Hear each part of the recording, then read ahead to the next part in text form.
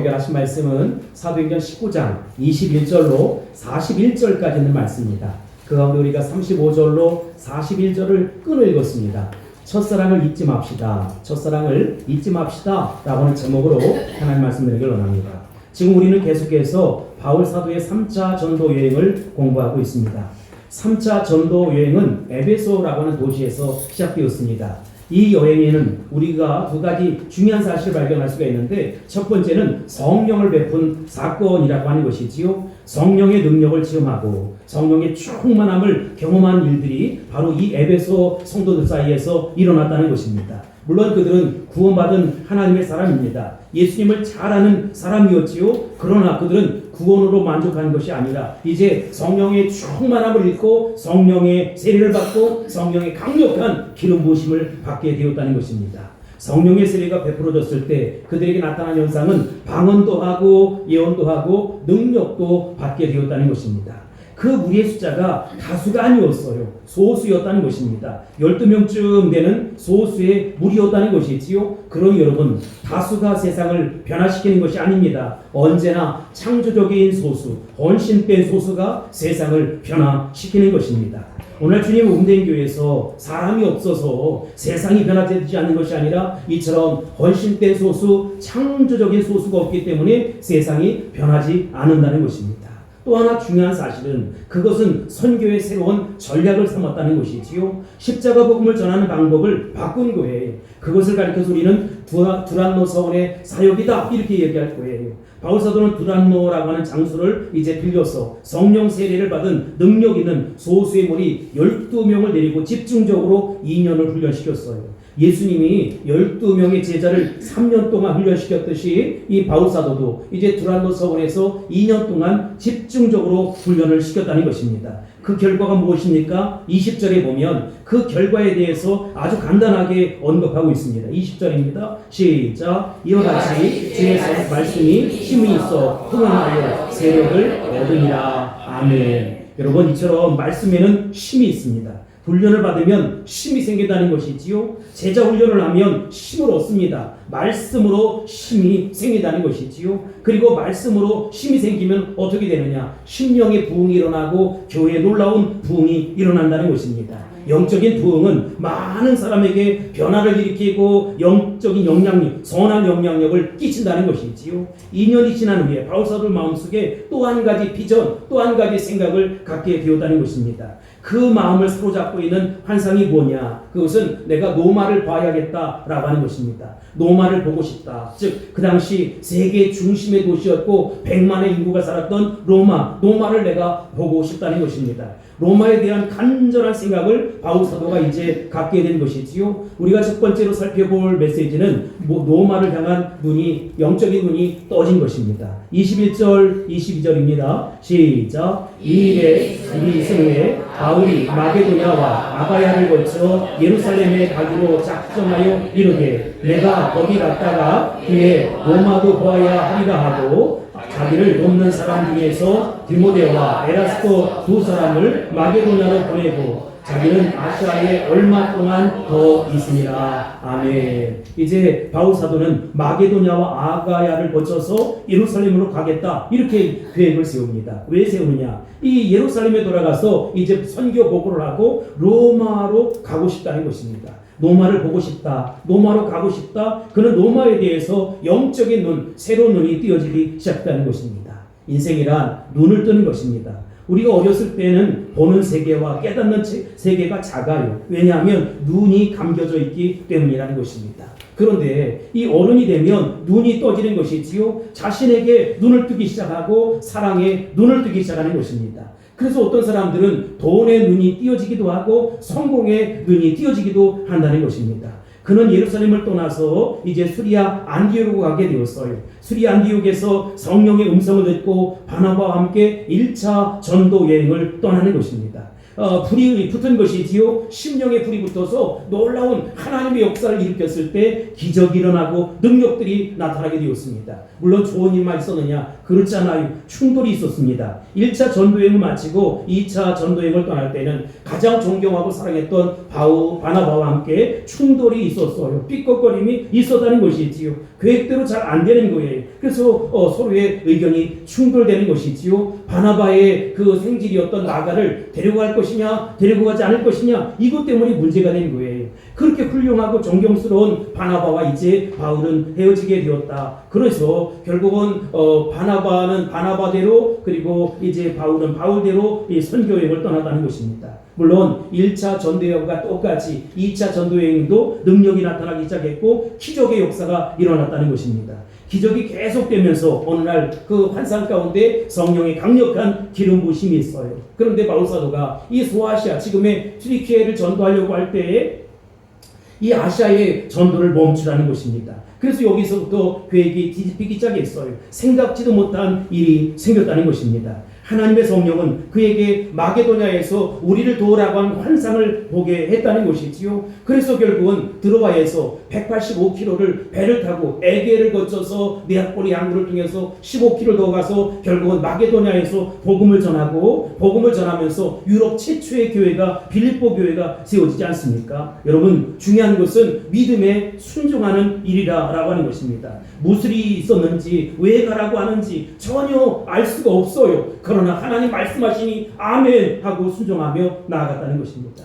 그때부터 바울 사도는 영적인 눈이 띄어지기 시작한 것이지요. 우리의 계획이 어긋나고 있을 때 그것은 내가 이 일이 잘못됐다 이렇게 생각하면 안 된다는 것이지요. 오히려 하나님에 대해서, 하나님의 나라에 대해서 영적인 눈을 뜨는 작업일 수도 있다는 것입니다. 새로운 것을 보라는, 기존의 틀에서 새로운 틀로 바꿔보라는 하나님의 영적인 사인일 수 있다는 것입니다. 하나님은 예루살렘만 보여주길 원치 않으셨어요. 스리아 안디옥만 보여주길 원치 않으셨다는 것이지요. 왜냐하면 세계 민족과 열방을 섬기는 마음을 바울 사도에게 심어주었다는 것입니다. 예수님의 12사도는 모두 다 그저 유대, 사마리아 이 정도의 모습으로 만족하며 우리는 선민이다, 이곳에 복음을 전해야 된다, 이 정도로 만족했어요. 그런데 우리 하나님은 아니다, 그들만이 아니다, 너희들은 세계 민족과 열방을 섬길 수 있어야 한다 라고 하는 마음을 심어주기 시작했다는 것입니다. 그 동기가 바로 바울 사도의 모습이라는 것이지요. 여러분, 이렇게 우리가 눈이 띄어지지 않았을 때 하나님은 여러 가지 환경 조건, 형편을 통해서 영적인 자극을 주신다는 것이지요. 영적인 눈을 뜨게 하신다는 것입니다. 그럴 때 진정 하나님 나라를 바라보게 되는 것이고 하나님 마음을 알게 되는 것입니다. 그래서 어떤 면에서 세계화의 원조는 바울 사도다 이렇게 이야기할 수 있을 거예요. 왜냐하면 예수님의 제자들 가운데 최초로 이 세계화의 눈을 떴기 때문입니다. 아니, 사실은 바울 사도가 아니라 성령님께서 그 마음 속에서 그 마음을 허락해 준 것입니다. 우리가 하나님의 거룩한 백성이라면 이렇게 하나님의 세계를 가져야 한다는 것입니다. 그래서 부르심과 이끄심의 소명에 순종하는 삶을 살아야 한다는 것이지요. 하나님 마음은 한 곳에 머무르길 원치 않으세요. 그래서 우리가 그 다음 장면에 보면 월드 크리스찬, 세계를 품은 그리스도인의 모습이 되길 원한다는 것입니다. 우리 교회도 아름답게 성장하길 원합니다. 우리 교회도 놀랍게 부흥되길 원합니다. 왜 그러느냐? 선교하는 교회 되기를 소원하는 것이지. 여러분, 이것은 세계 민족과 열방과 국고 국경을 초월한 하나님의 언약 백성들이 되는 것입니다. 근데 왜 바울 사도가 로마를 봐야 하겠다라고 얘기했습니까? 그 당시에 말이지요, 수리아, 안디옥도, 에베소도 다 인구 50만의 도시였어요. 그 당시에는 50만의 도시가 아주 큰 도시였는데 세계에서 최고의 도시는 100만을 자랑하는 로마였다는 것이지요. 그러니까 세계 중심이 바로 로마였어요. 이 세계 중심인 로마에 가서 십자가 복음으로 뒤집어 놓겠다는 것입니다. 여러분, 여러분에게도 이런 꿈과 비전이 있게 되길 바라고 환상을 가질 수 있게 되기를 주의 이름으로 축복합니다. 축원합니다. 할렐루야. 우리가 두 번째로 살펴볼 메시지는 로마는 바로 하나님의 아이디어라는 것입니다. 그럼 바울 사도가 로마를 봐야겠다는 말 속에는 도대체 어떤 의미가 담겨져 있을까? 저는 두 가지로 생각해 보고 싶습니다. 첫 번째, 로마를 봐야겠다는 것은 성령님께서 주신 생각이라는 것이지요. 우리가 사도행전 1장 8절에 보면 오직 성령이 너희에게 임하시면 너희가 권능을 받고 예루살렘과 온 유대와 사마리아와 땅끝까지 이르러 내 증인 되라는 것입니다. 많은 사람들은 목사님, 내가 우리 형제들도, 우리 자식들도, 우리 부모도, 그리고 내 가까운 이들도 전도하지 못했는데 어딜 가서 내가 전도를 해요? 라고 하는 사람들이 있는데 하나님의 세계를 모르는 사람들이에요. 하나님 마음은 어떻게 되느냐? 오직 성령이 너희에게 임하시면 너희가 뭘 받아요? 권능을 받아요. 다이나마이트 같은 그런 권능을 강력하게 받는 것입니다. 그래서 예루살렘과 온 유대와 사마리아와 땅끝까지 이르러 내 증인 되라는 것입니다. 여기 접속사는 전부 다 카이에요. 동시다발적으로 하라는 것이지요. 예루살렘도 하고 온 유대도 하고 사마리아도 하고 땅끝까지 하고 내 남편도 전도하고 아내도 전도하고 부모도 전도하고 자식도 전도하지만 이웃도 전도하고 친구도 전도하고 내가 아는 모든 사람들에게 동시다발적으로 예수 복음, 십자가 복음을 전해야 한다는 것입니다. 성령 받은 사람들은 그런 비전을 갖는 것이지요. 만약 여러분들이 이런 성령을 체험하고 능력을 체험했는데도 아직 이런 마음이 없다. 그것은 여러분 우리 자신을 한번 돌아보고 의심해 봐야 돼요. 여러분이 정말로 성령 받았다면, 성령의 강력한 기름 부으심이 우리 가운데 임했다면 하나님 아버지의 마음을 가지셔야 한다는 것입니다. 예루살렘과 안디옥을 중심으로 움직인 이 십자가 복음은 이제 사마리아를 통해 소아시아를 통해 유럽 일대를 휩쓸게 되었다는 것입니다. 근데 바울사는 또 하나 불타는 비전을 갖게 되었는데 그것은 나는 로마로 가고 싶다는 것입니다. 이것을 보면 우리는 이런 생각을 할 수 있어요. 그리스도인들은 어떤 일을 할 때 그 어떤 성취감, 내가 이 일을 해냈다. 이 성취감보다 훨씬 더 중요한 것은 하나님 아버지의 마음이 어디에 있느냐, 관심과 초점이 어디에 있느냐라고 하는 것입니다. 우리는 보통 일에 관심이 있어요. 자리에 관심이 있어요. 여러분, 일과 자리도 중요하지만 그보다 훨씬 더 중요한 것은 하나님 아버지의 생각이라는 것이지요. 이것을 주님이 원하시느냐라고 하는 것입니다. 많은 사람들은 그 명령에는 관심이 없고 일에만 관심이 있는 거예요. 선교사님들이 선교단체와 선교비에만 관심이 있어요. 그러나 여러분, 그것이 중요한 것이 아니에요. 선교비도 하나님 보내실 것이고 선교단체도 하나님께서 연결해 주시겠지요. 여러분, 조직에 얽매이고 제도에 얽매이면 하나님 나라를 일할 수 없다는 것입니다. 우리가 제도나 방법이나 사람이나 어떤 일에 관심을 두는 것이 아니라 주의 말씀에 관심을 두고 주의 명령에 관심을 두고 하나님 아버지 마음에 관심을 둘 수 있어야 된다는 것입니다. 그래야 그런 사람들은 진리 안에서 자유함을 누리게 되는 것이지요. 요한복음 8장 32절에 보면 진리를 알지니 진리가 너희를 자유케 하리라, 이런 말씀이에요. 여러분, 우리 백석대학교의 표이기도 한데 진리를 알지니 진리가 너희를 자유롭게 하리라 라고 하는 것입니다. 우리가 세 번째 살펴볼 것은 로마라는 도시가 아니라 로마까지라는 것입니다. 여기 21절 하반절에 로마도 보아야 하리라 이라고 말씀했잖아요. 바울사도가 로마까지 가겠다는 것은 무슨 의미가 있느냐? 로마라고 하는 장소가 중요하지 않다는 것입니다. 이 바울사도는 지금 세계 최고의 도시인 로마를 거쳐서 또 다른 데로 가고 싶은 간절한 열망이 있는 거예요. 로마서 15장 22절로 24절에 보면 바울사도에게 어떤 관심이 있었는지를 알 수가 있어요. 22절입니다. 시작. 그러므로 또한 내가 너희에게 가려 하던 것이 여러 번 맡겼더니 이제는 이 지방에 일할 곳이 없고 또 여러 해 전부터 언제든지 서반으로 갈 때에 너희에게 가기를 바라고 있었으니 이는 지나가는 길에 너희를 보고 너희 힘으로 얼마간 기쁨을 가진 후에 너희가 그리로 보내주기를 바랍니다. 아멘. 바울사도는 로마를 가고 싶었어요. 그런데 로마를 가는 것이 목적이 아니에요. 로마를 거쳐서 어딜 가요? 그 당시 땅끝이라고 하는 이 스페인을 좀 가고 싶은 것이지요. 그곳에 가서 예수 복음, 십자가 복음을 전하고 싶었던 것입니다. 바울사도는 사실 어디로 가느냐가 중요하지 않아요. 그는 언제나 모든 것을 포기하고 훌쩍 떠날 수 있는 그런 사람이었다는 것입니다. 왜요? 그는 이 복음의 통로가, 축복의 통로가, 행복의 파이프가 되길 원했던 것이지요. 그래서 미련이 없어요. 언제나 이 복음 전하고 싶은 거예요. 장소가 중요한 것이 아니라, 위치가 중요한 것이 아니라, 집이 중요한 것이 아니라 하나님 나라가 중요했던 것입니다. 어떤 사람들은 사무실에서 의자만 하나 옮겨도 난리를 치잖아요. 어떤 교회는 자리에서 피아노 자리를 옮겨도 난리를 친다고 하잖아요. 다른 일을 하라고 하면 난리 개난리를 칩니다. 왜 그렇습니까? 장소와 일이 그에게 중요하기 때문입니다. 그러나 우리에게는 일이 중요한 것이 아니고 장소가 중요한 것이 아니고 예수님이 중요합니다. 하나님 아버지 마음이 중요하다는 것이지, 그분이 가라면 가는 것이고 그분이 하라 하면 하는 것이고 그분이 멈추라 하면 멈추는 것입니다. 꿈이라는 것, 비전이라는 것은 하나님이 주신 꿈, 하나님이 주신 비전을 가지고 살아가야 하는 것이지. 내 꿈이 중요하지 않아요. 지금으로부터 한 십몇 년 전에 지금 서울시장인 오세훈 시장이 서울을 디자인하겠다라고 해가지고 외국의 로마뿐만 아니라 저 파리, 베를린 이런 곳을 쫙 보고 와가지고 우리나라 서울도 그렇게 만들겠다라고 디자인을 한다고 했어. 그런데 시대를 앞서가서 그것이 꽝이 되고 말았어요. 여러분, 그런데 중요한 건 내 디자인이 중요한 것이 아니라 하나님의 디자인이 중요한 거예요. 하나님이 우리 교회를 어떻게 이끌어 가실까? 하나님이 우리 성도들을 어떻게 아름답게 예쁘게 가꾸어 가실까가 중요한 것 아니겠습니까? 2년 동안 에베소에 특별히 도란노 서원에서 열심히 복음을 전도하고 제자 양육을 하고 그는 떠났어요. 여러분, 그 왜 그러냐면 하나님 나라가 중요하기 때문에 그래요. 이들 12과 2년 동안 정말로 치열한 논쟁을 하고 십자가 복음, 생명의 복음을 그렇게 전하고 증거하고 가르쳤는데 그에겐 새로운 꿈을 갖게 되었다. 여기서 잠깐 사도행전 23장 11절을 보겠습니다. 시작. 그날 밤에 주께서 바울 곁에 서서 이르시되 담대하라. 내가 예루살렘에서 나의 일을 증언한 것 같이 로마에서도 증언하여야 하리라 하시니라. 아멘. 여러분, 이제 다음으로 넘어가면 바울 사도는 고민이 생겼어요.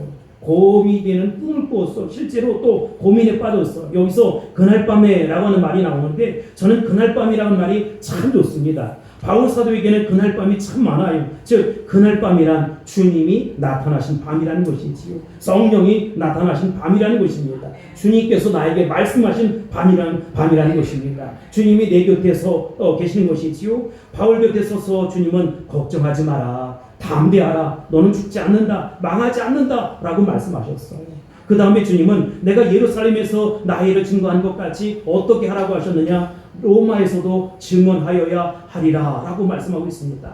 바울사도가 이제 로마를 가게 되는 것이지요. 그럴 생각은 바울사도가 자기 생각이 내가 로마로 가고 싶다. 인구 100만에 로마로 가서 이 복음 전하고 싶다. 자기 생각이 아니라 하나님께서 밀어가시는 거예요. 성령이 그를 그곳에 밀어내시는 것입니다. 그것은 하나님의 아이디어였다. 여러분, 우리의 현실을 바라보면 비참합니다. 우리의 상황과 형편을 바라보면 늘 정말로 어렵습니다. 그러나 여러분, 미래를 바라보면 언제나 영광인 것이지. 현재의 고난은 장차 우리에게 나타날 영광과 좋게 비교할 수가 없습니다. 현재의 고난 너무 커요.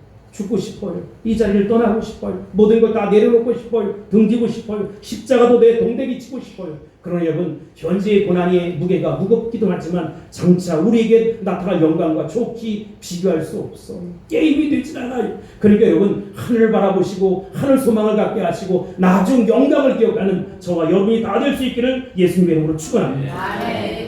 현재의 고난만 생각하면 내 삶에 불평이 나오기 시작하고 불만이 나오기 시작하고 회의에 빠지게 되고 좌절에 빠지게 되는 것이지요. 그러나 찬란한 영광, 미래의 영광을 바라보는 사람들은 현실의 고난이 문제가 아니에요. 오히려 이 속에서 그래, 주님은 나에게 기도하라고 말씀하셨지. 기도의 제목을 주시지. 그리고 믿음으로 넘어가야지. 소가 언덕이 있어야 비비는 것처럼 나도 주님 있잖아. 다 모든 것들을 다 잃어버렸죠. 물질도 건강도 사람도 다 잃어버렸지만 정말 주님이 나와 함께 하시지. 그래서 주님과 함께 신비한 연합이 되며 믿음의 정상을 향해서 달려가야지. 밖은 차가운 현실이지만 내 마음속은 하나님 말씀으로 뜨끈뜨끈하고 성령의 능력으로 가득 차고 미래를 바라보고 상황을 바라보는 것이 아니라 미래의 영광을 바라보는 그런 마음을 갖게 된다는 것입니다.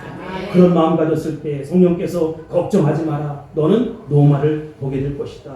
바울 사도에게 분명한 하나가 있었어요. 그것은 로마까지 보고 죽지 않겠다라고 확신을 갖게 되었어요.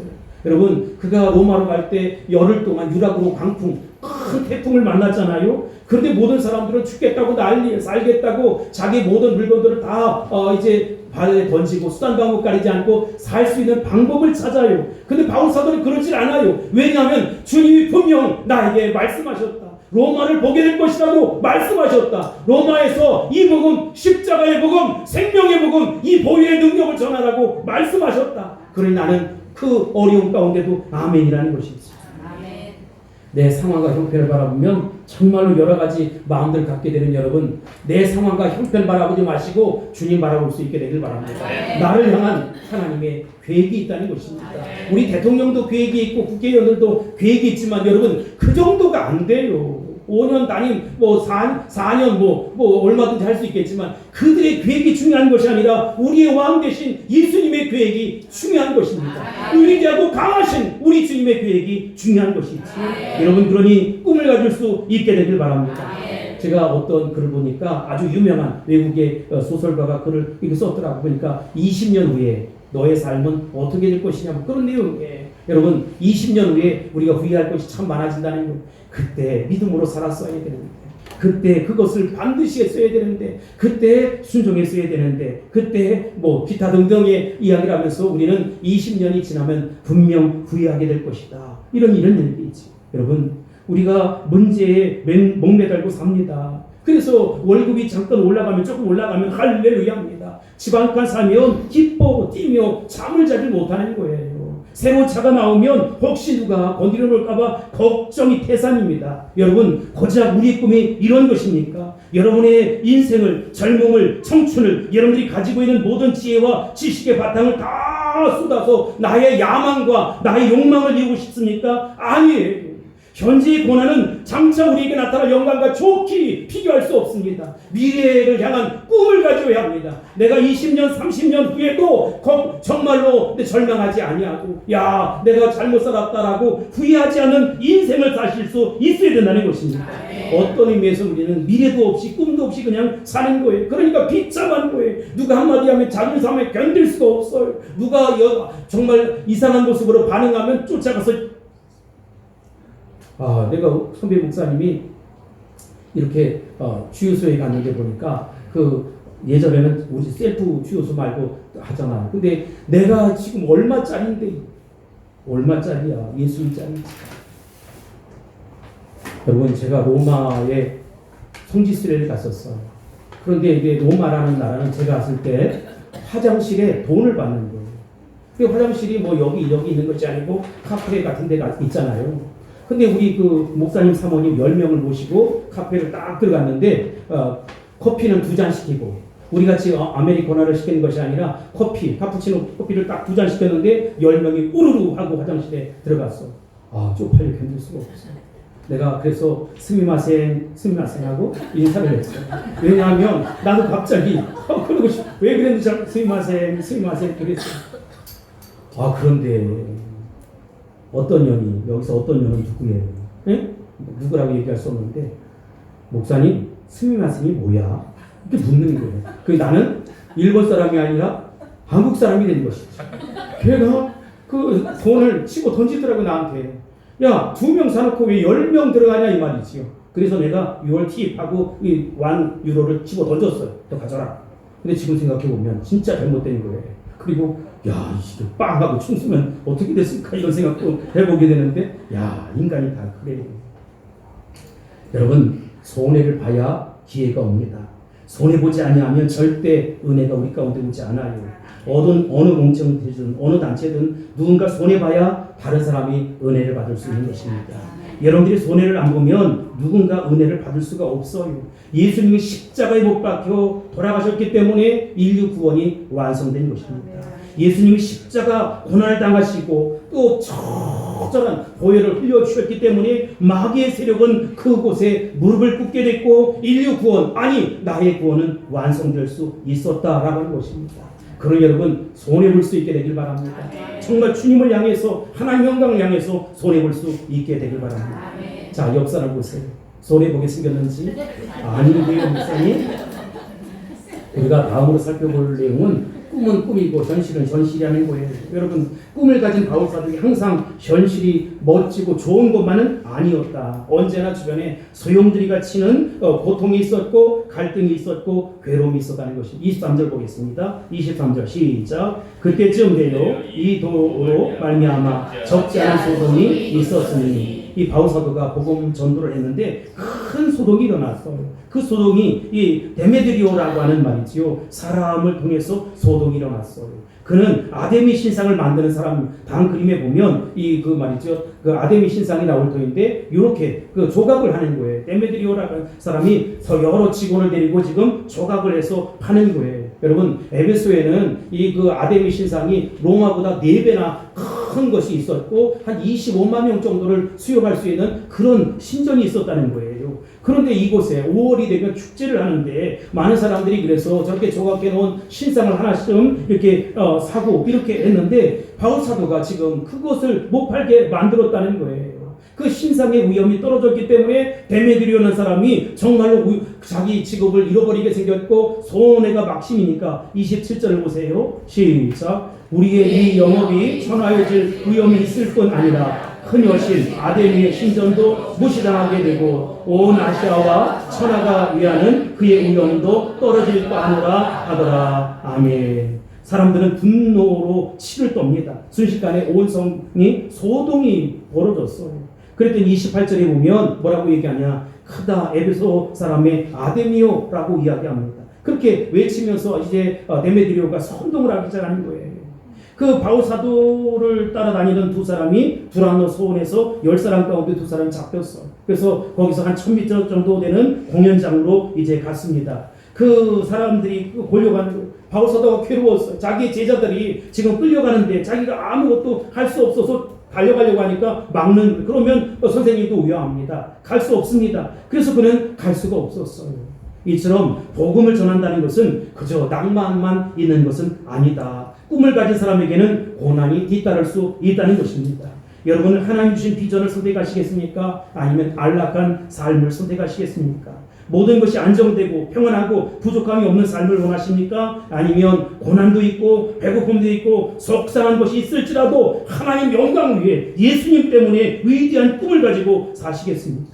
위대한 꿈을 갖고 평안하게 사는 방법은 없어요. 위대한 꿈, 성령의 꿈, 하나님의 꿈을 가진 사람들은 반드시 대가를 치러야 한다. 대가를 지불해야 한다는 것입니다. 예수님도 아무든지 나를 따라오려거든 첫 번째 자기 십자가를 져야 한다라고 말씀하고 있지 않습니까? 자기 부인이 필요하다. 나는 아무것도 아닙니다라고 하는 그런 모습이 아니면 절대로 우리 주님을 따라갈 수 없다는 것입니다. 자기를 부인하고 자기 십자가를 지고 주님을 따라갈 수 있어야 된다는 것이지요.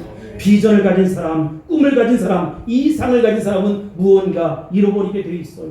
건강을 잃어버리든지 세상적인 성공을 잃어버리든지 대가를 치르게 된다는 것이지요. 그 대가를 억울하게 치르는 것만은 아닙니다. 여러분 그 대가를 치르면서도 그래 우리 주님이 하시지. 주님이 나의 충성을 하시지. 나의 헌신을 하시지. 이 주님이 나의 가슴앓이를 하시지. 나의 눈물을 하시지. 그래서 정말 때때로 고통스럽지만 기쁘고 즐겁고 영광스럽게 그 대가를 선택한다는 것입니다.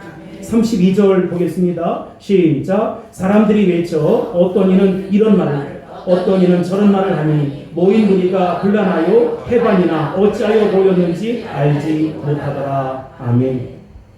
여러분 대중의 특징이 그래요. 사람들이 많이 모이면 흥분하게 되고 군중심리 때문에 금방 세상을 뒤집어 엎을 것 같은 그런 자기들이 영웅이나 된 것처럼 착각한다는 것입니다. 그런 성경에 보니까 이 말 저 말 하는데 모인 무리가 곤란해서 태반이나 우리가 왜 모였지? 여기 왜 모인 거야? 남이 가니까 그냥 따라간 거예요. 정말로 저는 이 사도행전의 저자인 누가는 굉장히 센스 있는 사람이다, 감각 있는 사람이다 라고 하는 것을 알고 있는 사람, 대중의 허점을 알았어요. 시끄럽게 그들이 소리를 지르지만 대부분의 사람이 왜 모였는지를 몰랐다. 많은 사람이 세상을 변화시키는 것이 아니라 세상을 변화시키는 사람은 하나님 앞에 헌신된 사람, 창조적인 사람, 소수의 사람이 세상을 변화시킨다는 것입니다. 99% 헌신된 100사람보다 100% 퍼펙트하게 헌신된 한 사람이 세상을 변화시키는 것입니다. 출애굽을 할 수 있었던 원동력이 누구입니까? 모세라는 사람이에요. 가나안 땅을 정복할 수 있었던 원동력이 누구입니까? 여호수아예요. 의인 10사람이 이 예레미야 5장에 보면 의인 10사람이 필요한데 10사람이 없다는 건 아니겠습니까? 소돔과 고모라에도 10사람이 없다는 것 아니겠습니까? 여러분 우리가 세상을 변화시킬 수 있어야 된다는 것입니다. 교회를 놀랍게 부흥시키고 성장시킬 수 있어야 된다는 것입니다. 고통스럽지만 어렵지만 대가도 지불하고 하나님 영광을 위해 헌신하고 충성하고 매달리는 저와 여러분이 다 될 수 있기를 예수님 이름으로 축원합니다. 축복합니다. 선포합니다. 마지막으로 살펴볼 메시지는 영적인 영향력입니다. 33절, 34절입니다. 시작. 유대인들이 무리 가운데에서 알렉산더를 권하여 앞으로 밀어내니 알렉산더가 손짓하여 백성에게 변명하려 하나 그들은 그가 유대인인 줄 알고 다 한 소리로 외쳐 이르되 그다 에베소 사람의 아데미여 하기를 2시간이나 하더니 아멘. 사람들이 막 소리를 치르는 거예요. 몇 시간이나 쳤대요? 2시간이나 쳤대요. 그런데 여러분 여기서 중요한 메시지를 한 가지 발견할 수 있는데 여러분 두란노 소원에서 몇 명이 모여 공부했다고 했지요? 12명이 모였다는 거예요. 12명이 모여서 2년 동안 공부를 했는데 완전히 에베소 도시를 완전히 뿌리째 흔들어 놓을 만한 영향력이 있었다. 선한데 영향력이 있었다. 저는 저와 여러분들에게 그런 선함이 있기를 바라고 영향력을 끼치는 성도가 될 수 있기를 주님으로 축복합니다. 교회가 크고 작은 게 문제가 아니에요. 성도가 몇 명이나 모이느냐, 얼마의 헌금이 모이느냐가 중요한 것이 아니에요. 우리 교회가 세상의 뿌리를 뒤흔들 만큼 영적인 영향력을 가질 수 있게 되길 바랍니다. 교회를 몇 년 다녔느냐, 누가 내 직분이 집사냐, 권사냐, 장로냐, 목사냐 이게 중요한 게 아니에요. 내가 삶에 어떤 영향력을 끼치느냐, 여러분의 직장을, 여러분의 사업장을 얼마만큼 이 복음으로 흔들 수 있느냐라고 하는 것입니다. 대한민국에 6만 교회가 있어요. 20만 목회자가 있어. 30만 장로님들이 계세요. 1000만 성도가 있어도 이 세상은 꿈쩍도 하지 않는다는 거예요. 얼마나 대주적입니까? 12명밖에 없는데 에베소시가 완전히 그 50만이 소동을 벌일 정도였는데 2시간 동안 소리 고래고래 지르며 사탄이 원하는 소리를 하고 있는데 우린 도대체 왜 1000만 성도가 있고 30만 장로님이 계시고 20만 목회자가 있고 6만 교회가 있는데 왜 아무것도 할 수 없느냐라고 하는 것입니다.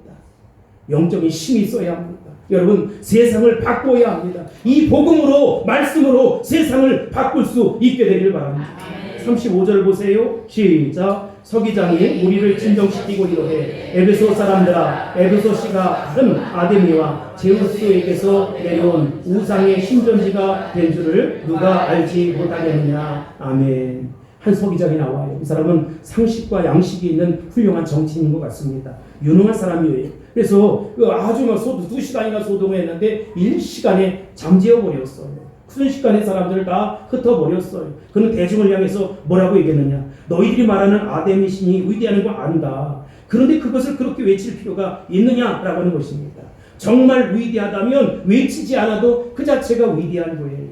가만히 있어도 그 위대함이 나타난다면 너희들이 그렇게 흥분하고 경솔하게 행동할 것이 아니라는 것입니다. 37절로 39절입니다. 시작. 신전의 물건을 도둑질하지도 아니하고 우리 여신을 비방하지도 아니한 이 사람들을 너희가 붙잡아 왔으니 만일 대매들이 오와 그와 함께 있는 직공들이 누구에게 고발할 것이 있으면 재판날도 있고 총독들도 있으니 피차 고소할 것이요 만일 그 외에 무엇을 원하면 정식으로 의회에서 결정할지라. 아멘. 신전의 물건을 도둑질 받아간 것도 아니고 그 사람들이 모여서 아데미 신전을 비방한 것도 아닌데 너희들 왜 그러냐 이 말이지요. 고소할 일이 있으면 법에 고소를 해라. 법적으로 처리하면 될 것 아니냐. 그런데 왜 지금 이렇게 소동을 벌이냐는 것입니다.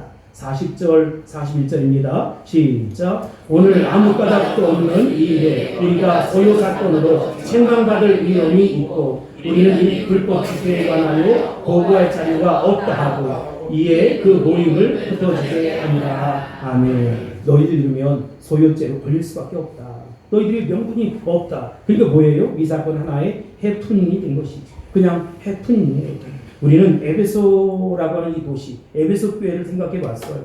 그곳에서 일어났던 것을 공부했어요. 근데 여러분, 요한계시록 22장에 보면 에베소 교회, 이 그림은 지금 에베소 교회 기둥만 남아있는 옛 교회의 모습이에요. 그 에베소라고 하는 도시가 있는데 그 한쪽 편에 요한의 교회에서 이렇게 있는데 여러분, 에베소 교회는 칭찬을 많이 받은 교회입니다. 그들에게는 믿음의 행위가 있었고 사랑의 수고가 있었고 소망의 인내가 있었다는 것입니다. 뿐만 아니라 에베소 교회는 이단에게도 잘 대처를 했어요. 절대 이단에게 유혹도 당하지 않았어요. 게으르지 않았어요. 열심을 품고 주님을 섬겼어요. 그러나 요한계시록 2장 4절에 보면 에베소 교회에 하나가 있다는 거예요. 뭐냐? 책망할 것이 있다. 그건 첫사랑을 잃어버렸다는 것입니다. 회개하라. 그 첫사랑을 어디서 잃어버렸는지 회개하라는 것입니다. 우리가 신앙생활하면서 고난을 겪을 때가 있어. 시험을 당할 때가 있어요. 목사님에게 아니면 성도에게 아픔을 당하고 괴로움을 당할 때가 있어요. 여러분, 그것이 문제가 되어서는 안 된다는 것이지. 그것이 문제가 되어서는 안 된다는 것입니다. 그것을 뛰어넘을 수 있는 믿음이 우리 가운데 있어야 된다는 것이지요. 그것이 영적인 장애물이 되거나 영적인 방해물이 되어서는 안 된다. 회개하라. 그 첫사랑을 어디서 잃어버렸는지 회개하라는 것입니다. 그리고 다시 복음 앞에 서고 말씀 앞에 서고 은혜 앞에 서서 심령의 부흥을 이룰 수 있어야 된다는 것입니다. 하나님은 여러분들을 흔들어 깨워서 하나님 나라 선교 완성을 이루가길 원하신다는 것이지요. 굳이 다른 사람이 아닌 여러분을 들어 쓰시길 원하고 굳이 다른 사람이 아닌 나를 들어 쓰시길 원한다는 것입니다. 저는 우리 교회를 바라보며 조국 교회를 바라보며 위험성을 느껴요. 만약 첫사랑을 지키지 못하고 잃어버린다면 저기 서 있는 에베소 교회 정말 기둥만 뼈대만 남아있는 앙상한 교회, 저 교회처럼 될 수밖에 없었다는 것이지. 인구 50만이 모이는 그 교회, 정말로 교회가 놀랍게 부흥하고 성장해서 하나님 나라를 이루었어. 저 로마에서도 어떻게 할 수 없을 정도의 그 모습이 있었고, 요한 사도가 마지막 이곳에서 복음 전하며 살았고, 예수님의 어머니도 이곳에서 함께 모시고 살았다고 하잖아요. 그런데 하나님 앞에 그 첫사랑을 잃어버리니까, 사명을 잃어버리니까 엉망진창이 되고 말았다. 순수한 모습은 다 사라지고 말았다. 오늘 주님 우리에게 말씀하세요. 첫사랑을 회복하라. 첫사랑을 회복하라. 정말로 주님을 뜨겁게 만났던 그 첫사랑. 내가 주님 뜻대로 살게요. 말씀대로 살게요. 정말 주님 기뻐하시는 모습 가운데 살게요. 사명 가지고 살겠습니다라고 헌신했던 그 모습으로 돌아갈 수 있게 되길 바랍니다. 주님 그러면 여러분 분명 들어 쓰시고 사용할 것입니다. 고난이 문제이겠습니까? 어려움이 문제이겠습니까? 고난보다 크시고 어려움보다 크시고 내 질병보다 크시고 내 자녀들의 미래와 장래의 그 비전보다 더 크신 하나님, 그 하나님께서 우리 삶 가운데 오셔서 역사해 주실 것입니다. 반드시 책임져 주실 것입니다. 크신 하나님, 위대하고 강하신 하나님을 믿고 있지 않은 저와 여러분이 따라될 수 있기를 주의 이름으로 축원합니다. 축복합니다. 선포합니다. 할렐루야. 기도하겠습니다. 고마우신 아버지 하나님, 감사합니다. 영광받아 주옵소서. 피 묻은 보혈로 함께해 주옵소서. 우리가 다시 첫사랑을 회복하고 그 뜨끈뜨끈했던 예수 심장으로 살아갈 수 있도록 도와주시기 원합니다. 언제나 부르심과 이끄심과 보내심에 순종하며 살아가게 도와주셔서 착하고 충성된 종아, 착하고 충성된 종아, 주님 앞에 인정받는 우리 모두가 될 수 있도록 축복하옵소서. 예수님의 이름으로 간절히 기도합나이다. 아멘.